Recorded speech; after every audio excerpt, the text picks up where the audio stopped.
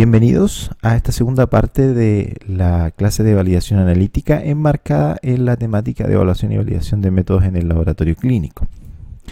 Para esta clase tenemos que entender también algunos conceptos que están referidos en el glosario de metodología clínica que están en la plataforma, así que les recomiendo que lo lean también, ¿sí?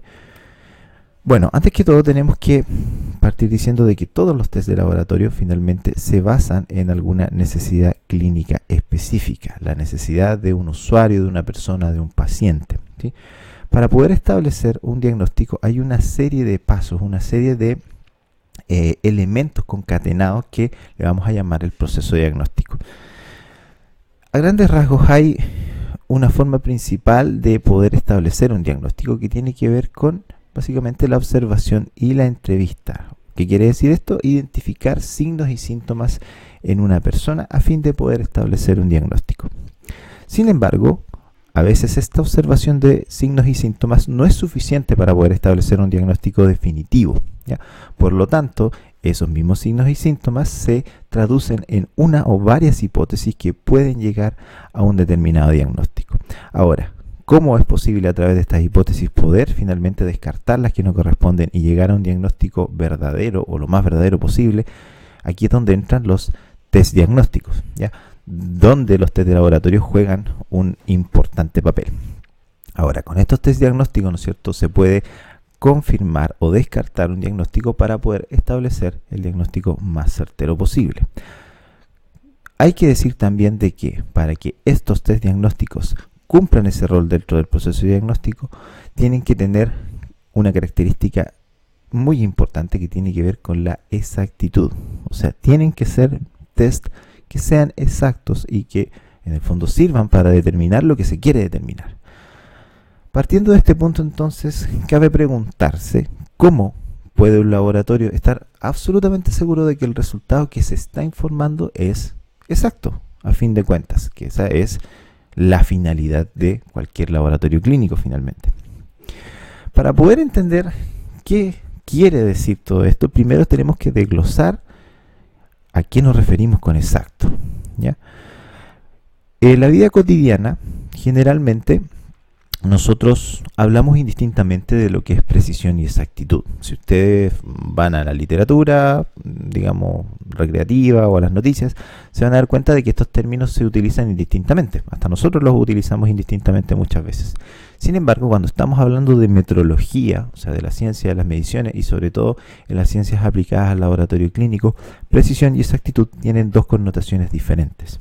La primera tiene que ver justamente con el grado de cercanía entre una serie de mediciones independiente de a qué se esté midiendo. O sea, si los valores se acercan, es algo que es preciso, pero la exactitud tiene que ver con el grado de cercanía contra un valor que es aceptado, o sea, contra lo que estamos buscando realmente. Para poder ejemplificar esto de una forma más sencilla, hay un ejemplo que es muy utilizado que tiene que ver con un tirador al blanco. Si supongamos que tenemos una persona que está practicando tiro al blanco, y en base a eso podemos encontrar 4 posibles escenarios. En el primer escenario, fíjense que hay una amplia dispersión de los datos, ¿sí? Los datos están súper dispersos y en ningún caso el tirador dio en el blanco. Por eso es que hablamos que en este caso, como no se dio el blanco, hay poca exactitud y como los datos están muy dispersos, tampoco hay precisión. En el segundo escenario, fíjense que los datos ya no están tan dispersos, están más agrupados, ¿ya? Pero estamos aún lejos del valor esperado, del valor que necesitamos llegar, en este caso el centro del blanco, ¿sí? Por lo tanto, aquí hay poca exactitud porque no le estamos apuntando al centro del blanco, pero ya tenemos un mayor grado de precisión porque los datos no están tan dispersos. En el tercer escenario, fíjense que ahora sí hay algunos puntos donde se apuntó directamente al círculo central, más o menos nos agrupamos cercano, ya, o más o menos cercano con relación al punto medio, ¿ya? Pero también con una dispersión amplia de los datos. Como nos estamos acercando a ese punto medio que deseamos, hablamos de que en este caso existe exactitud, pero poca precisión, ¿sí? Porque los datos no están siendo repetitivos en este caso, los tiros no están siendo repetitivos, están ampliamente dispersos. Y el caso 4 o el último caso es cuando los datos son precisos y exactos. Eso quiere decir de que estamos siendo exactos porque estamos muy cerca del valor esperado y estamos siendo precisos porque todos los datos, en este caso todos los tiros, fueron relativamente cerca de ese punto. Por eso que cuando hablamos de precisión, vamos a ver más adelante que esto se asocia bastante con términos como repetibilidad y reproducibilidad. O sea, qué tan repetitivos son los datos y qué tan reproducibles son estos. Ya vamos a llegar a ese punto. Podemos verlo también con otro ejemplo. Ya, supongan que tenemos una balanza que es capaz de pesar, ¿ya? O de masar más correctamente, en orden de los miligramos. Y tenemos aquí un peso estandarizado de 1 kilogramo, o sea de 1000 gramos. Por lo tanto, cuando nosotros lo colocamos en la balanza, lo ideal debería ser de que la masa que nos reporta esa balanza sea de 1000 gramos, ¿cierto? Ahora, todos los instrumentos, absolutamente todos, los que sean, pHímetros, espectrofotómetros, balanzas, analizadores, tienen un grado de error asociado, ¿ya?, a sus mediciones. En este caso, supongan que esta balanza tiene un grado de error reportado por el fabricante que está alrededor de los 2 miligramos, ¿sí? Por lo tanto, podemos esperar ese grado de incerteza al momento de realizar las mediciones. Aquí también tenemos varios escenarios si nosotros hacemos medidas repetidas de este peso de 1000 gramos o de 1 kilogramo.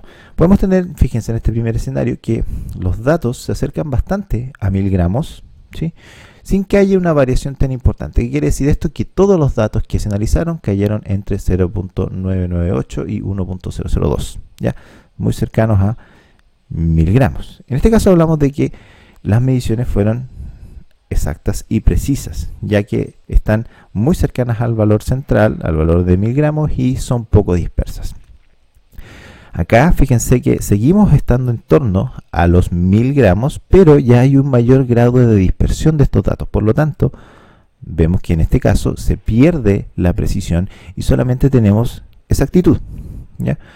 Fíjense acá, tenemos valores que están por debajo de los 1000 gramos. Todos los datos que se midieron en esta serie de mediciones están entre 0.9983 y 0.9987. ¿Ya? Por lo tanto, no nos acercamos a los 1000 gramos.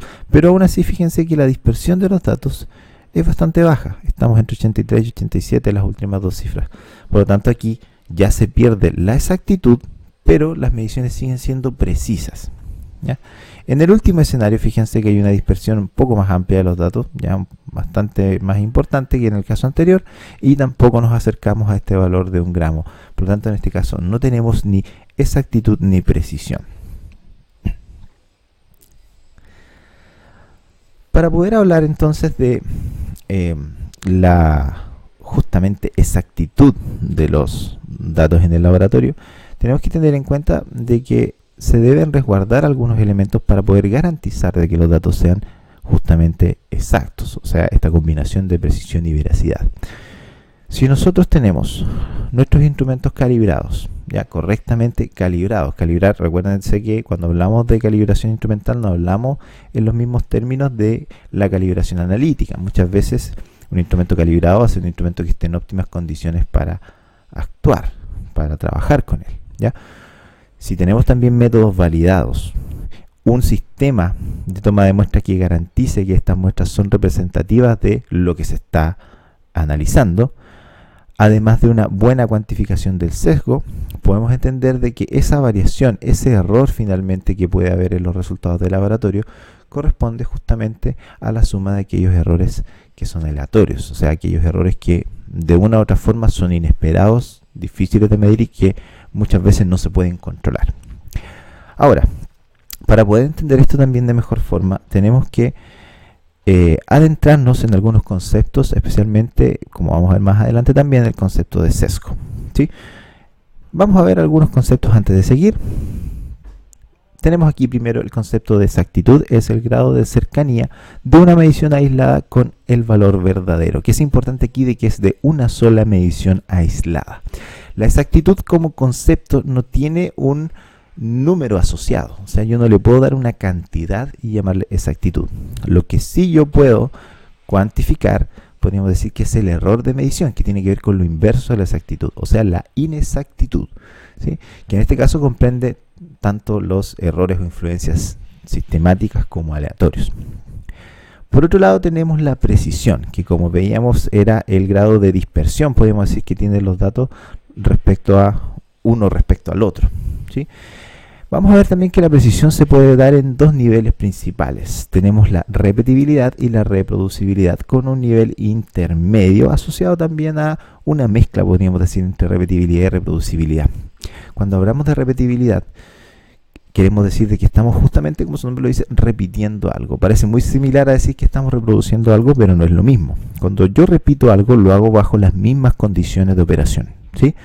Estoy haciendo, por ejemplo, una medición de glucosa. En el mismo momento puedo hacer 10 mediciones de glucosa más sobre el mismo material, y en ese caso estoy repitiendo, ¿sí?, el análisis. Pero si yo tengo, por ejemplo, el mismo material, tomo dos alícuotas, analizo una hoy día y otra mañana, ya las condiciones cambiaron. Por lo tanto, no puedo hablar de que estoy repitiendo un análisis. Lo que estoy haciendo lo estoy reproduciendo.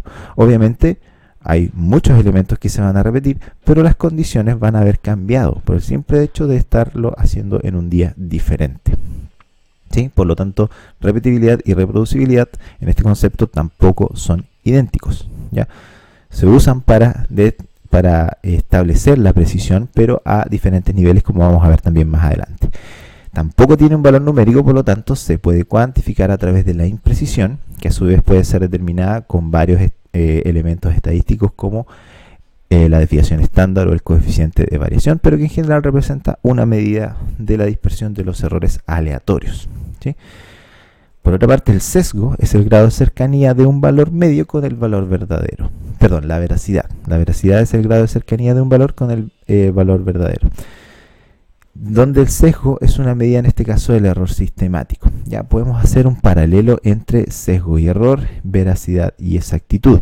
Ya, si bien parecen lo mismo, no lo son, porque la exactitud hace referencia a una medición aislada y la veracidad hace referencia a una serie de valores y a su valor medio, o sea, al promedio de una serie de mediciones y qué tan cercano ese promedio está a lo que se considera como verdadero. ¿De dónde sale ese valor verdadero? Muchas veces de determinaciones que se hacen previas con métodos ya validados, por ejemplo, o de lo que informa un fabricante de un determinado material de referencia certificado, por ejemplo, ¿ya? Si se fijan, en este caso el error de medición muchas veces también se llama error total, ya que comprende todas las influencias, siendo que el sesgo comprende principalmente las influencias asociadas a los errores sistemáticos, ya no tanto aleatorios, porque los errores aleatorios, fíjense que están aquí. Es importante también mencionar de que el término veracidad se utiliza hace algunos años, introducido por la ISO, por la Organización de Estándares Internacionales, ya que hasta hace un tiempo atrás se utilizaba solamente el concepto de exactitud y precisión, ¿ya? Y se hablaba de lo que hoy se conoce como veracidad en los mismos términos de exactitud. Para poder diferenciar entonces entre una medida aislada y una serie de medidas, se introduce este concepto. Aquí es importante hacer notar, sobre todo cuando ustedes vayan a literatura inglesa, de que muchos traductores traducen de la misma manera los términos asociados para exactitud y precisión. Para exactitud, el término es accuracy. Para precisión es precision, ¿sí? Pero algunos traductores, independientes si está la palabra accuracy o precision, lo traducen todo como precisión o como exactitud, ¿ya? Entonces tienen que tener cuidado también con eso. La veracidad tiene otro concepto que en inglés es trueness, o sea, como el grado de acercamiento a la verdad, o sea, lo que es verdadero finalmente, ¿ya? Eso como nota al pie. Hablemos entonces de la exactitud.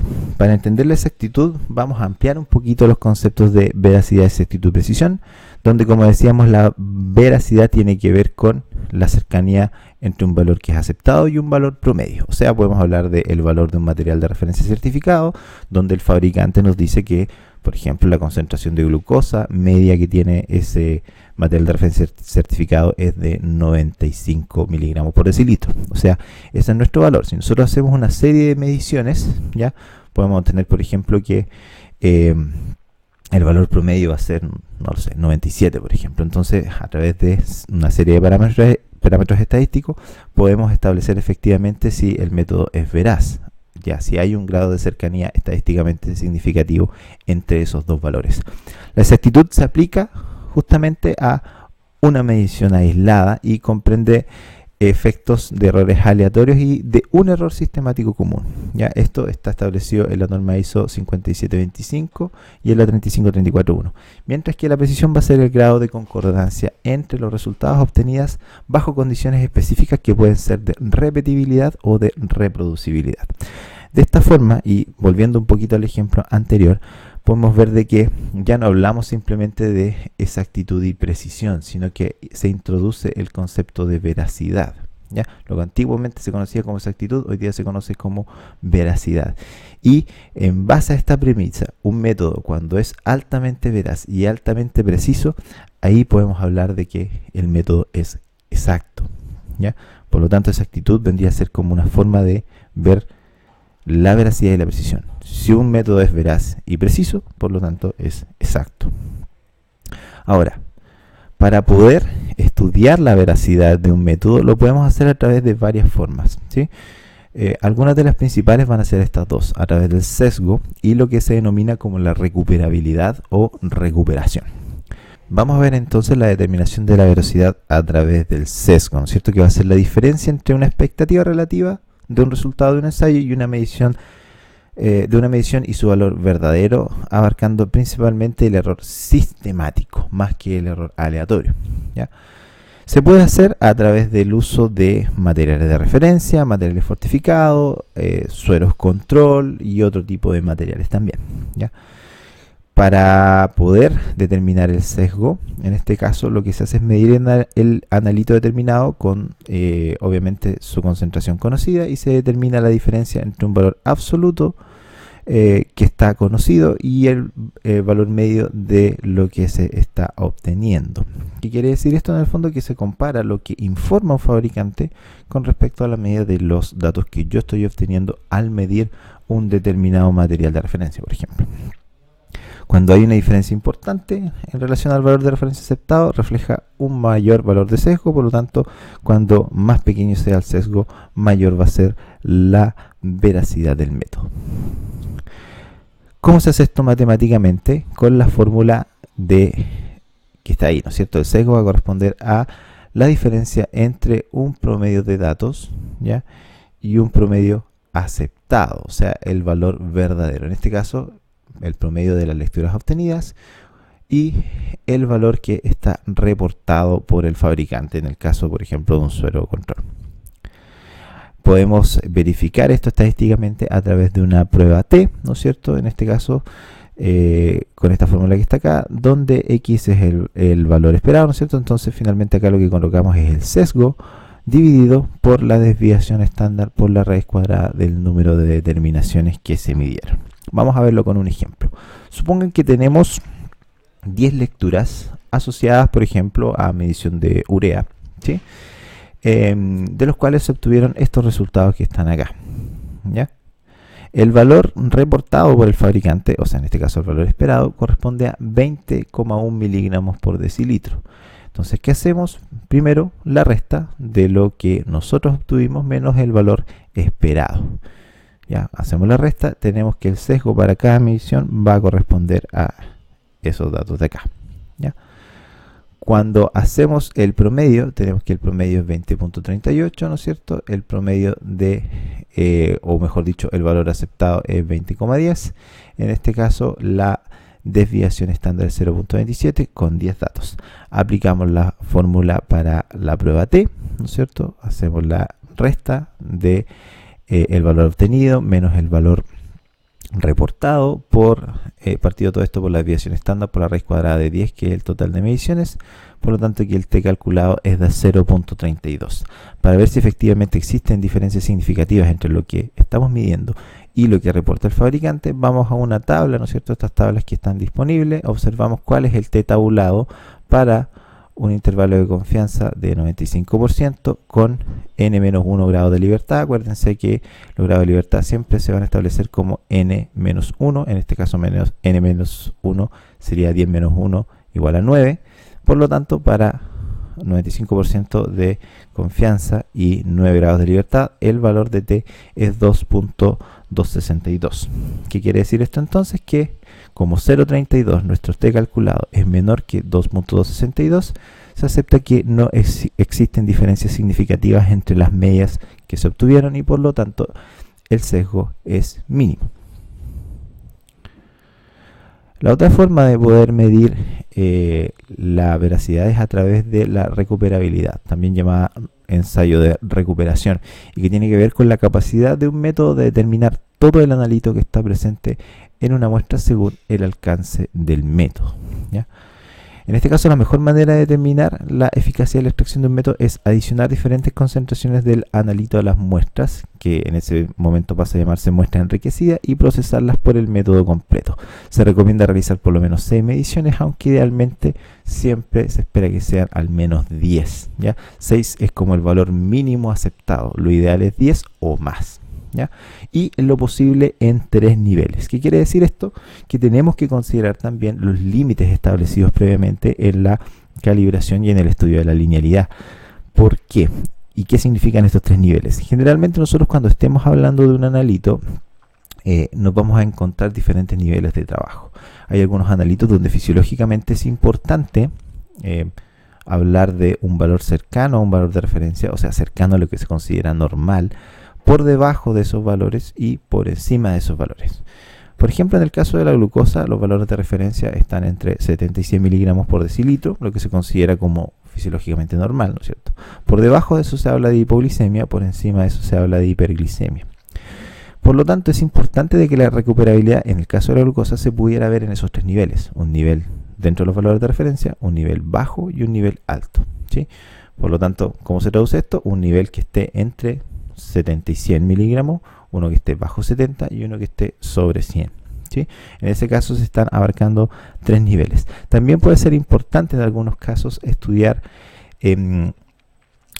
aquellos puntos que están más cercanos a el límite de cuantificación y dilución, ¿sí?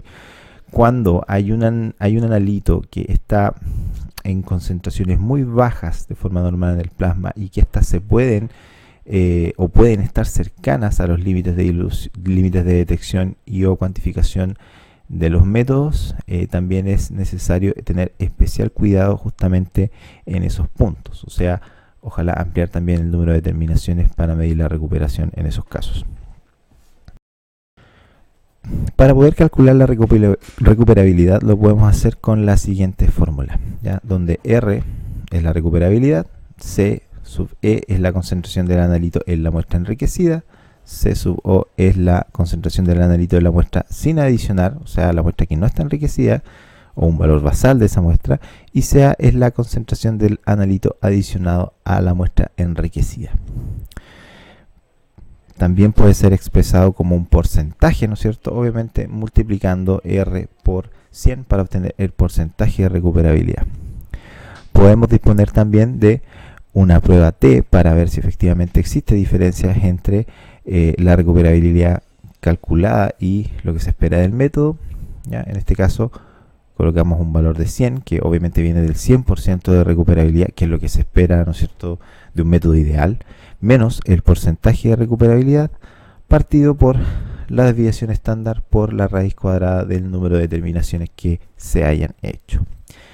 Pasemos a ver un ejemplo. Supongan que tenemos un suero, ¿no es cierto?, donde se ha colocado una serie de, o se va a hacer una medición inicial, ¿ya?, de, puede ser en este caso, ya vamos a seguir con el ejemplo de la urea, ¿sí? Ya, entonces se realiza una primera medición y se hacen 6 replicados de esa medición, obteniéndose estas concentraciones, ¿ya? Posterior a eso, se agrega una cantidad de 3 miligramos de, a una concentración relativa de 3 miligramos por decilitro de urea, ¿ya?, al interior de esa muestra. Eso quiere decir que la muestra se enriquece con esos 3 miligramos por decilitro de urea, y se realiza posteriormente una segunda medición sobre esta misma muestra enriquecida, obteniéndose los resultados que están en esta columna, la columna CE, ¿no es cierto? Posteriormente se aplican las fórmulas de recuperabilidad y de porcentaje de recuperación, ¿no es cierto? Es simplemente, si lo quieren después replicar ustedes en sus casas, es simplemente cambiar los valores que están acá, ¿no es cierto?, por lo que aparece en la fórmula, y se obtiene lo que está acá. ¿Ya? El promedio entonces del porcentaje de recuperabilidad es de 101.8%. ¿Ya? En general existen varios criterios de aceptación dependiendo del tipo de técnica. ¿Ya? Se acepta principalmente un porcentaje de recuperabilidad entre 85 y 115% como que es alta, o sea, una buena recuperabilidad siempre y cuando estemos entre 85 y 115%. Ahora, siempre es bueno también revisar la información que el fabricante de un método nos proporciona, porque muchas veces ellos también establecen los límites de recuperabilidad que se aceptan. Ya en algunos casos pueden ir, por ejemplo, de 90 a 110 o de 95 a 110, como es un parámetro más actual que se está utilizando bastante. O sea, este criterio también se está estrechando un poco más hoy en día. En caso de utilizar como criterio de aceptabilidad la prueba T, entonces lo que hacemos es justamente analizar qué valor de T nos da. ¿Ya? En este caso, lo primero que tenemos que obtener también es la desviación estándar de esa serie de mediciones de recuperabilidad que tuvimos. Ya en nuestro caso fueron 6. Para nuestro ejemplo, la desviación estándar del porcentaje de recuperabilidad fue de 5.32 con un n de 6. Entonces, reemplazamos nuevamente en la fórmula de T, ¿no es cierto? Y obtenemos que en este caso el T calculado es 0.137. Cotejamos con la tabla de valores T, ¿no es cierto?, para 95% de confianza y 6 menos 1, o sea, 5 grados de libertad. Y obtenemos que el valor es 2.571. Como 0.137 es menor que 2.571, se acepta entonces que no existen diferencias significativas entre los datos. O sea, eso quiere decir que también la recuperabilidad es aceptable. Existen otras formas también de determinar la veracidad. Ya vimos la estimación de sesgo, los ensayos de recuperación. Podemos también comparar nuestros valores con otro método que sea más exacto, más preciso, o sea, que sea considerado un método de referencia. Así como también podemos analizar muestras de referencia certificadas. En el caso de la comparación con método de referencia, se analizan muestras de pacientes por el método en estudio y por otro método de comparación, y luego se determina el error sistemático basándose en las diferencias de lo que se observó en ambos métodos. En general, a este método contra el cual se compara, podríamos decir, se considera como el estándar de oro. De ahí que se use bastante el anglicismo gold standard para determinar o denominar, mejor dicho, al método que tiene mejores características de desempeño y que está ampliamente aceptado. Ahora cabe preguntarse por qué no siempre se utilizan los métodos gold standard en el laboratorio, y la respuesta es bastante simple: la costo-efectividad.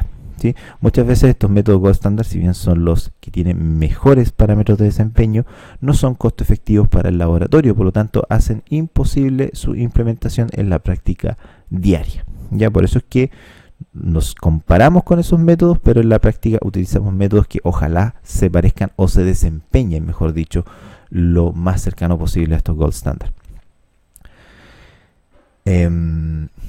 Entonces, ¿cómo podemos hacer esta comparación con métodos de referencia? Lo ideal es analizar una serie de mediciones, idealmente 40 para los dos tests, y que deben elegirse de modo de cubrir todo el rango de trabajo, igual como hablábamos recién en el tema de la recuperabilidad, ya para poder obviamente adaptarse a las categorías clínicas en las cuales está intentando aportar también el mensurando, o más que el mensurando, el método.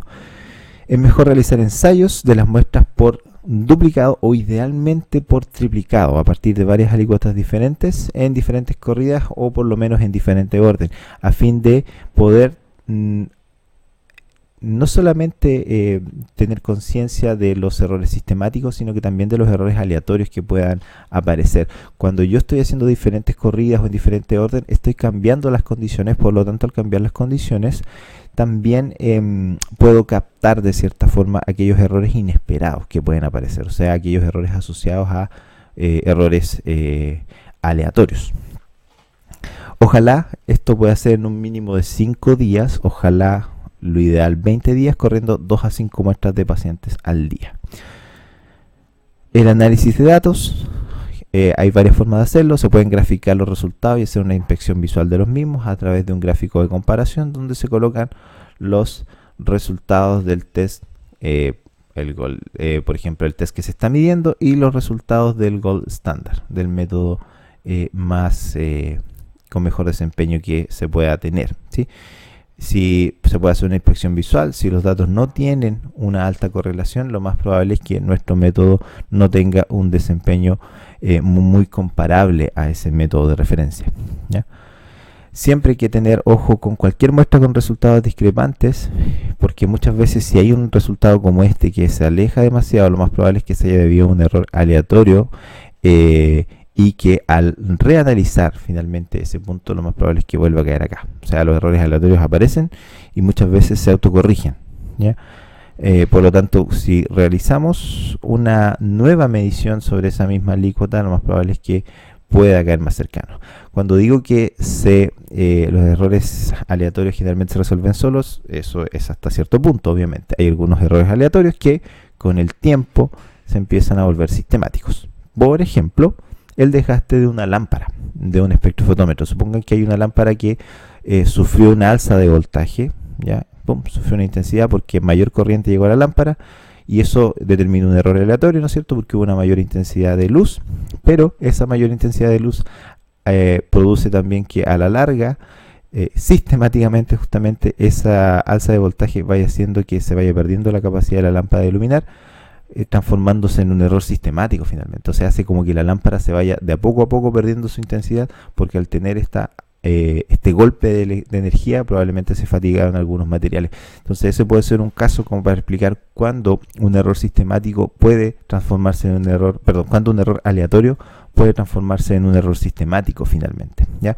Los errores sistemáticos generalmente también son aditivos. ¿Qué quiere decir eso? De que si yo hoy día, por ejemplo, ocupé esa misma lámpara quemada, supongan que tiene un 10% menos de iluminación, pero mañana lo más probable es que sea 20, pasado mañana 30, porque como va a seguir encendida, va a seguir desgastándose, lo más probable es que ese error también sea aditivo, o sea, vaya creciendo, ¿ya?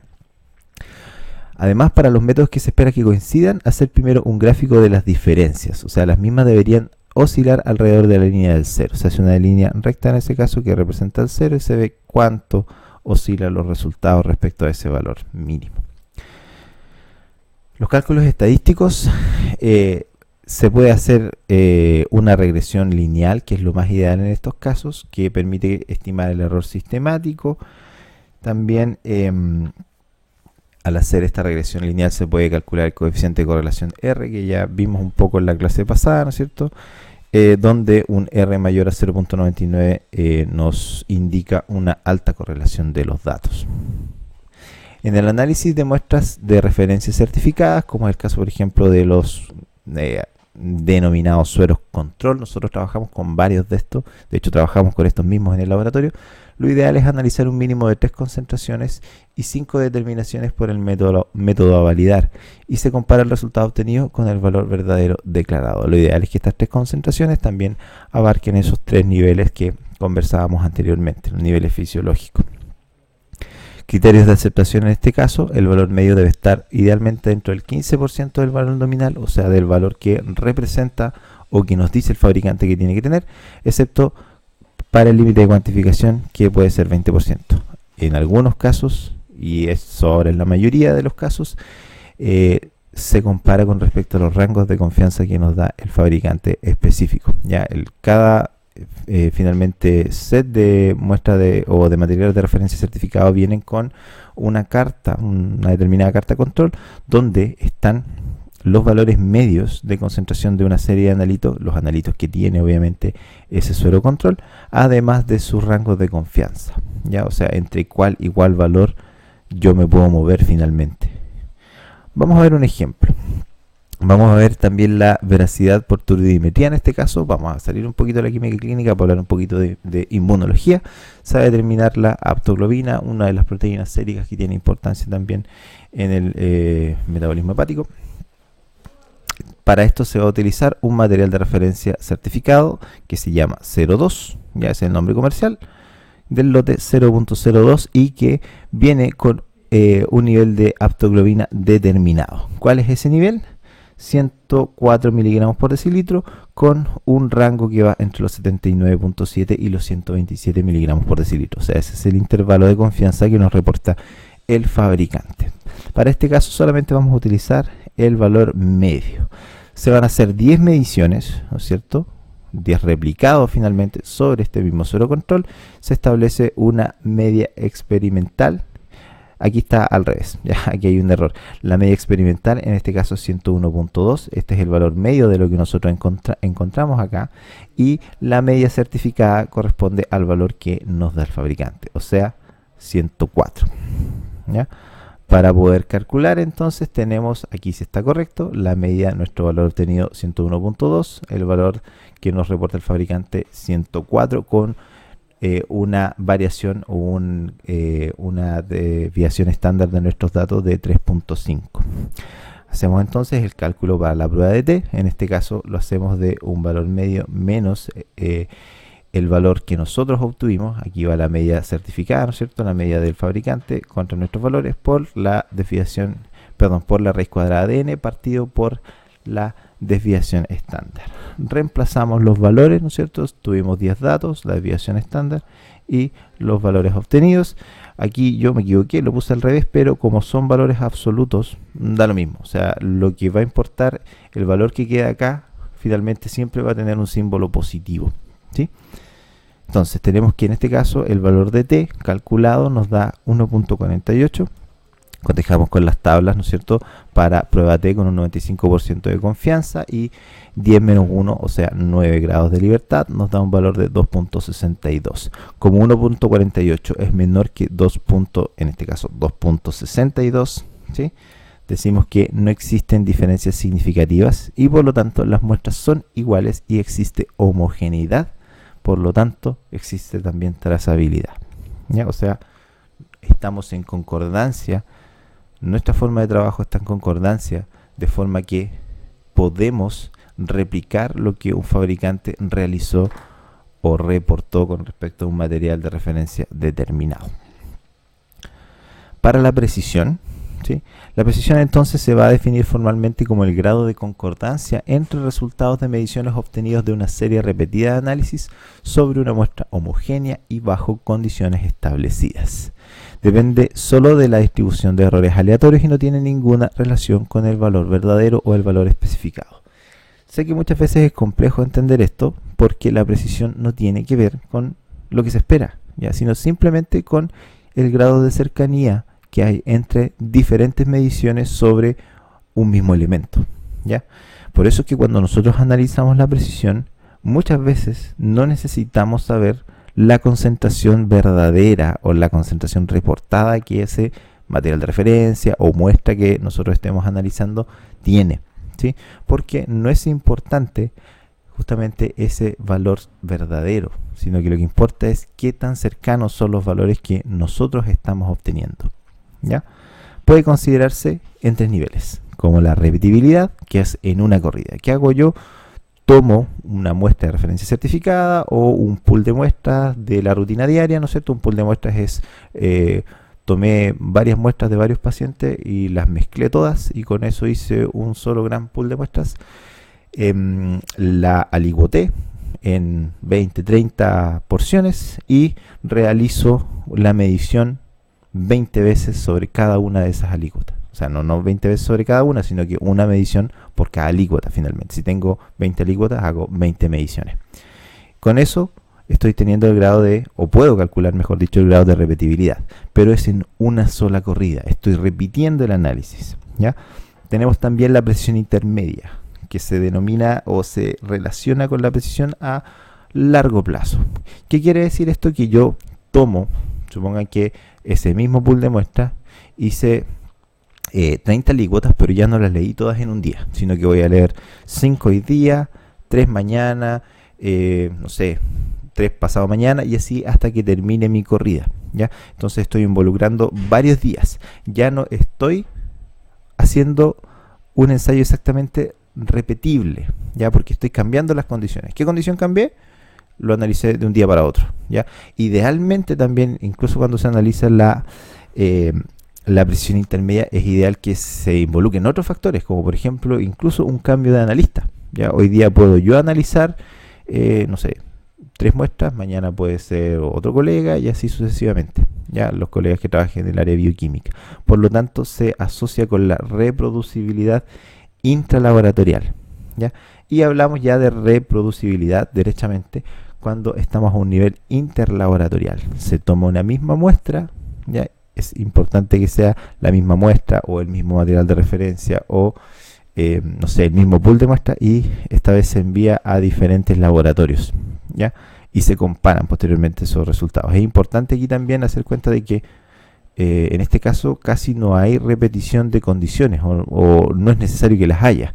Incluso pueden ser, ojalá el mismo método, pero incluso podrían ser diferentes equipos, diferentes analistas, en diferentes niveles de complejidad de laboratorio, etcétera, etcétera. La idea es poder ver qué tan reproducible es el método que nosotros tenemos con respecto a el que tienen en otro lugar.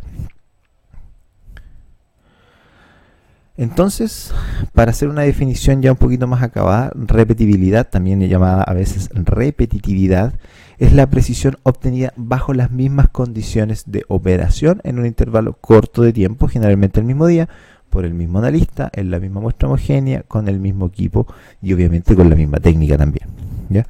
La precisión intermedia es la precisión obtenida dentro de un laboratorio, pero bajo condiciones diferentes, diferentes días, diferentes analistas, incluso, si bien no es lo ideal, pero incluso equipos diferentes, pero de nuevo con la misma muestra homogénea.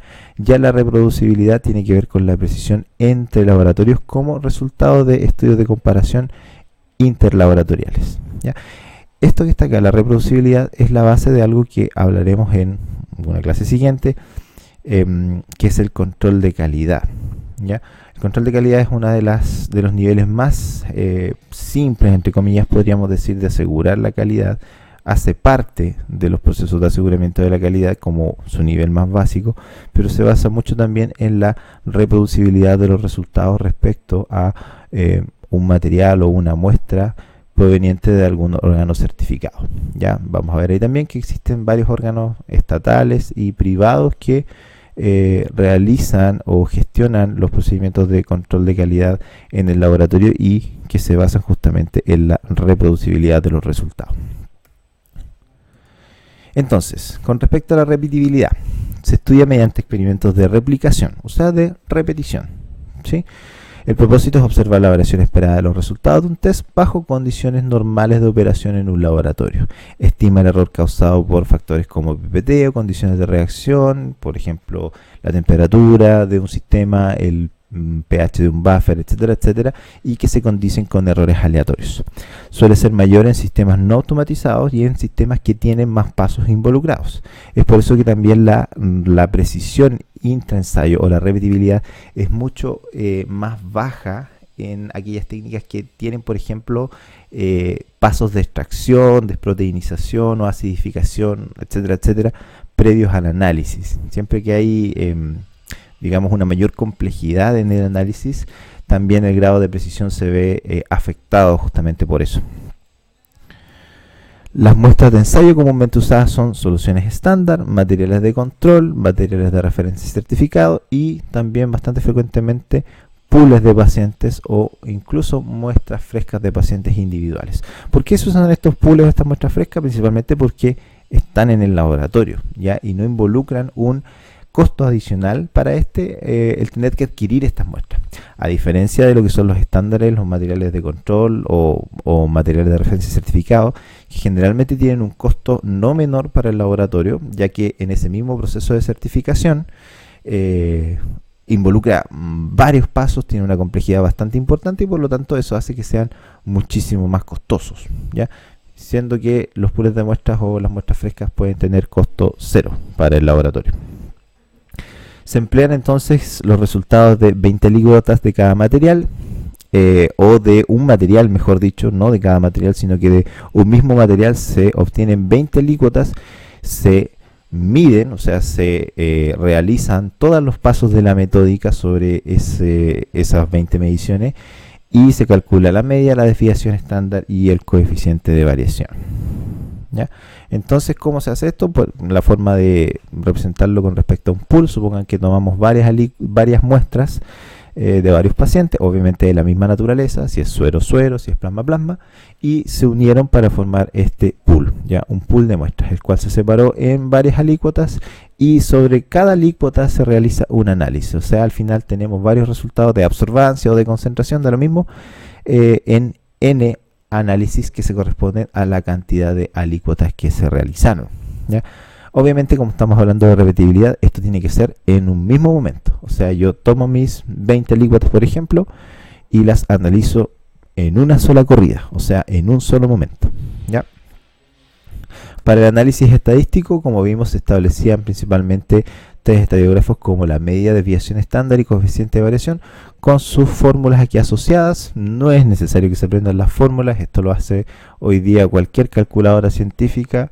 En modo estadístico puedo obtener fácilmente la media, la desviación estándar, y el coeficiente de variación se puede obtener por una operación simple, o sea, corresponde a, fíjense, el producto de la desviación estándar partido por la media por 100, y en este caso se expresa como porcentaje, ya, al estar expresado en 100. Además de esto, se pueden hacer análisis de varianza por comparación de la desviación estándar y estudios de homogeneidad con nuevamente análisis de varianza o prueba de t-student. Vamos a ver un ejemplo para homogeneidad de la muestra asociado a la repetibilidad. Supongan que tenemos 10 mediciones, ¿sí?, de una muestra y 10 mediciones de una contramuestra, o sea, de un análogo de esta primera muestra. Puede ser el mismo material que se separa en dos, ¿no es cierto?, y se hace como si fueran dos corridas, ¿ya? Pero se analizan de esta forma, ¿sí?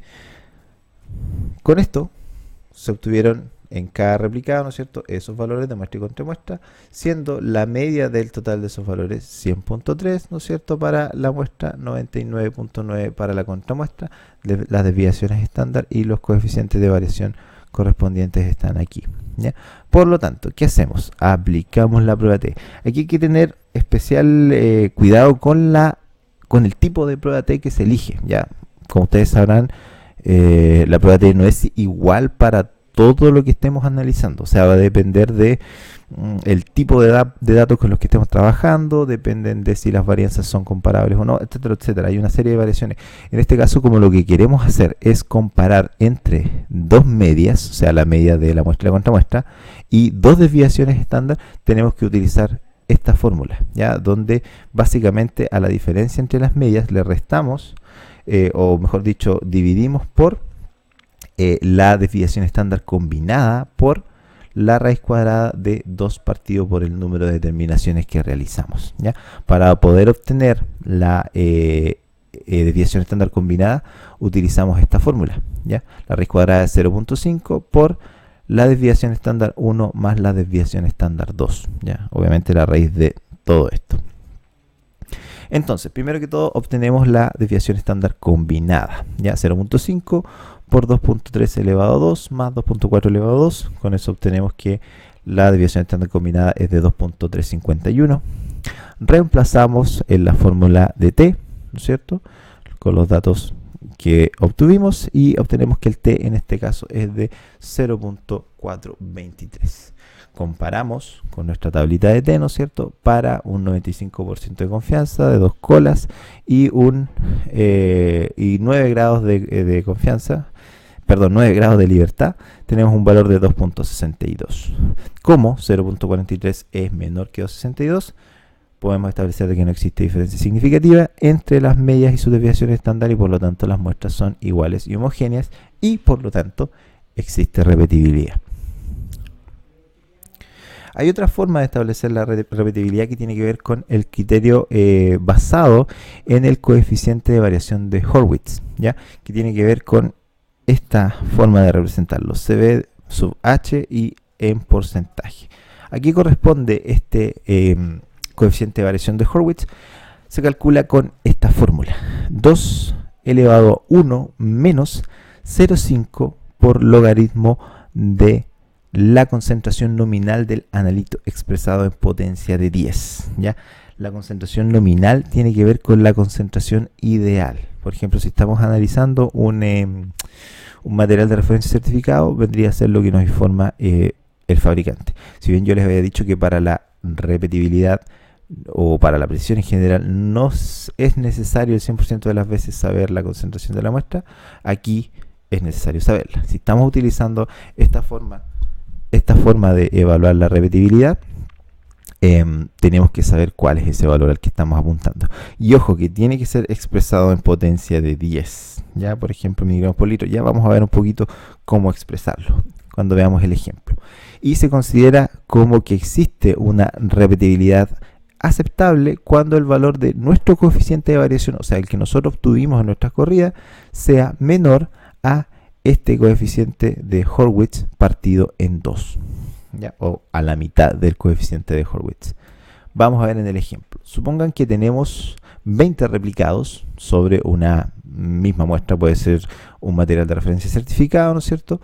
Y donde el valor asignado para ese material de referencia certificado fue de 10.3 miligramos por litro. Perdón. Ya podemos hablar, por ejemplo, aquí de creatinina. Ya la creatinina se expresa generalmente como miligramos por decilitro, pero podemos fácilmente transformarla a miligramos por litro multiplicando por 10.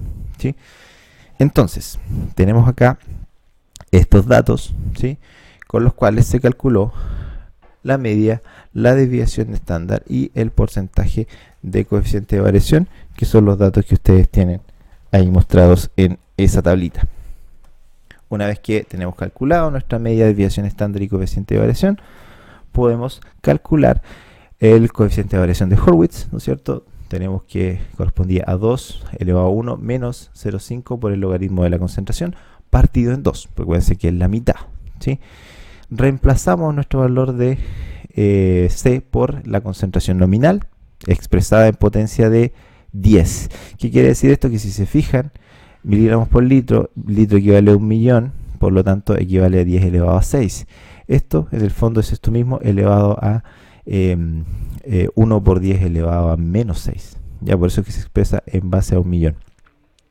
Reemplazamos entonces, resolvemos la ecuación y tenemos que nuestro coeficiente de variación de Horwitz es de 7.96.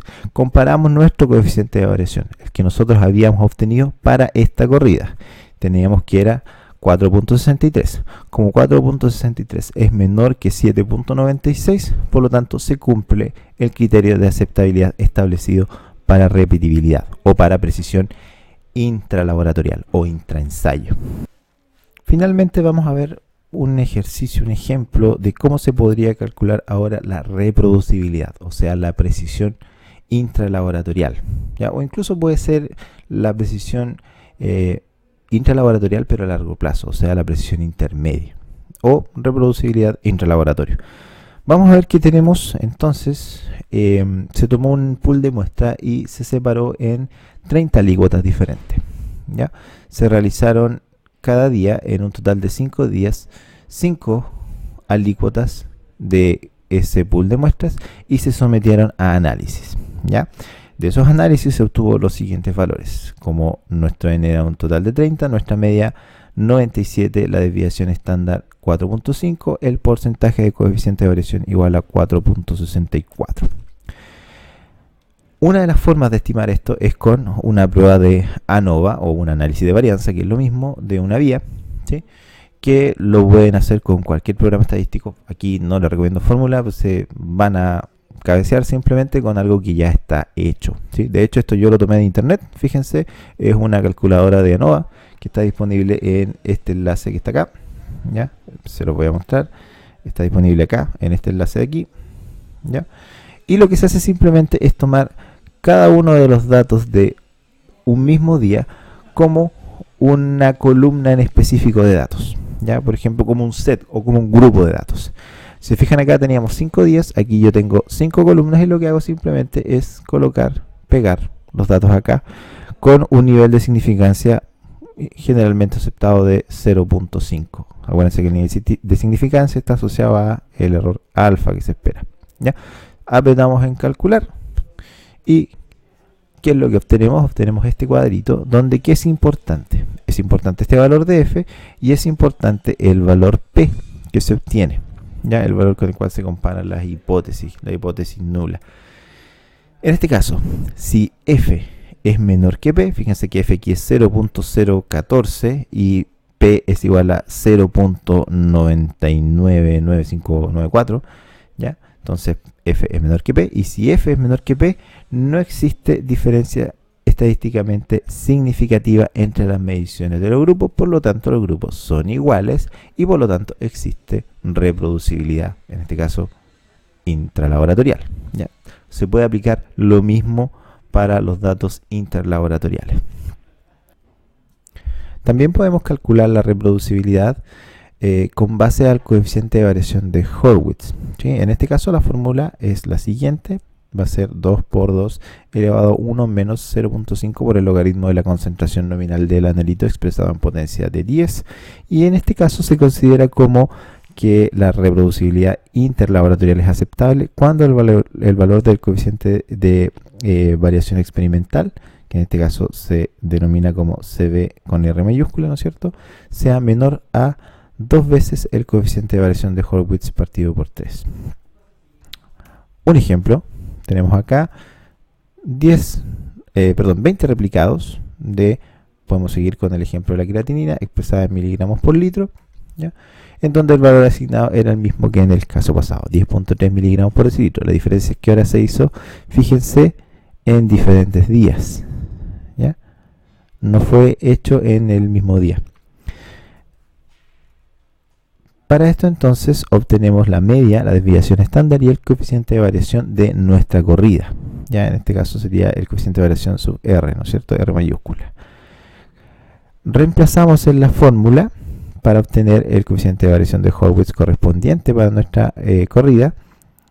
Reemplazamos y obtenemos que en este caso el coeficiente de variación de Hurwitz es de 4.66.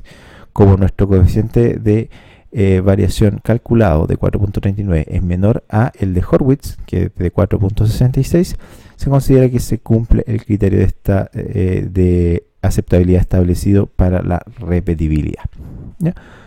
Por lo tanto, hemos visto varias formas, existen muchas más de poder determinar tanto la precisión como la exactitud en el laboratorio, ¿ya?